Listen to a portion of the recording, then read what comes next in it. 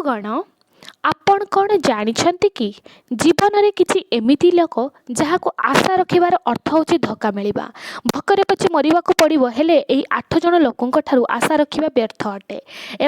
एमाने एही लोक जे उपरे दुखरे कोनोसी प्रभाव पड़ी न थाए। एही कथा चाणक्य निजर महान ग्रंथ चाणक्य नीति रे विस्तृत भावरे वर्णना करिछंती।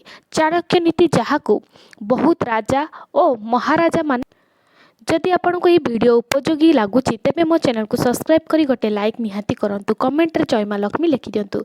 तेबे चलंतु जानिबा से माने क्यों 8 जण लोक जहा ठारू कौनसी आशा करिबा ठीक नुहे। राजा भली शासन करिबा लोक चाणक्य कहिछंती राजांक पई सबुठी जरूरी हेउची न्याय और कानून। शासन व्यवस्था सर्वदा नियम रे बंदी होई रह जाय थाए। कहार दुख भावना पई सेठारे स्थान न थाए। एथि पई राजांक ठारू सहानुभूति आशा करंतु नाही। बेश्या चाणक्य अनुसार बेश्या निजर हित काम रे मतलब रखि थाए। तांकू एही कथारे फरक पड़ी न थाए कि केउ व्यक्ति केउ असुविधारे अछि। तांकर दुनिया रे केवल तांकर लाभ पर्यंत सीमित।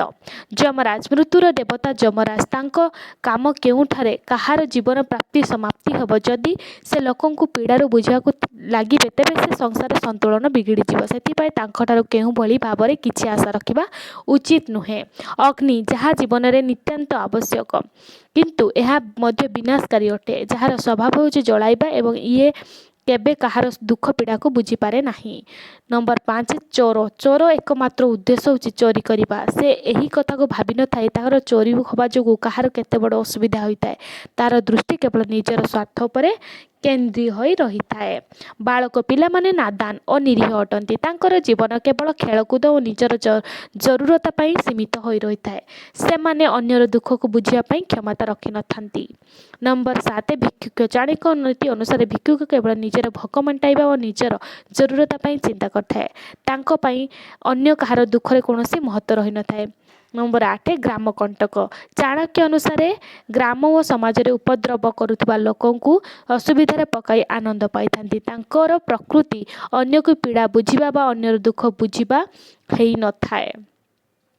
बंधुगण चाणक्य कहिछंती एई 8 जण लोकंक ठारू दया सहानुभूति बा आशा रखिबा व्यर्थ अटे। एमाने निजर स्वभाव अनुसार काम करंती और अन्यर दुख पीड़ा रे पूरा पूरी बाहरी की रही थांती।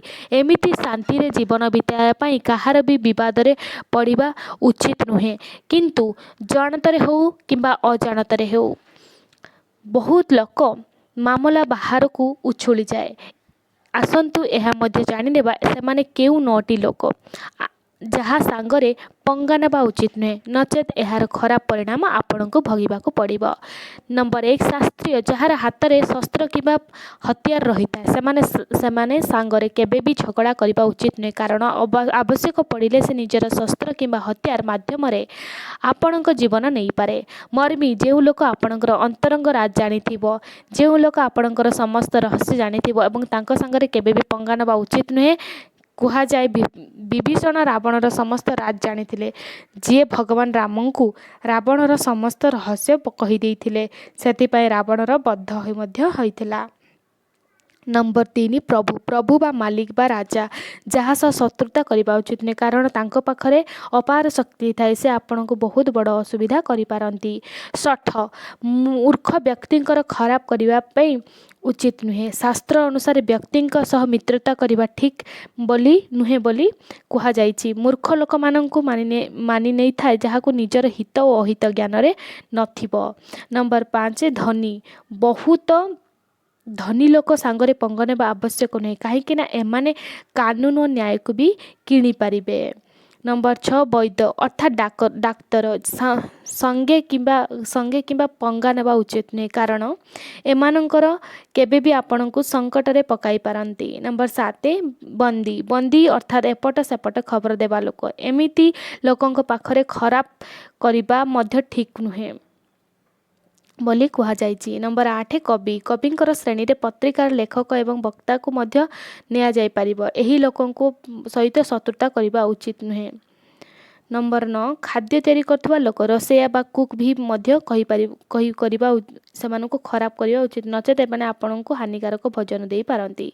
ए भिडियोटी को एटारे शेष करूची। जदि आपनकु ए भिडियोटी भल लागुची तेबे दया करी मो चैनल को सब्सक्राइब करंतु और वीडियो को गोटे लाइक दे दियंतु एवं सांग मानक बंधु बांधव मानक पाखकु शेयर करंतु एवं कमेंट रे आपनकु संबंधित आउ केउ वीडियो दरकार लिखि दियंतु। मु चेष्टा करिवि आहुरी आनिबा पई वीडियो। एवं हाँ बेल आइकन को भी दया करी प्रेस कर देबे। रहुची नमस्कार।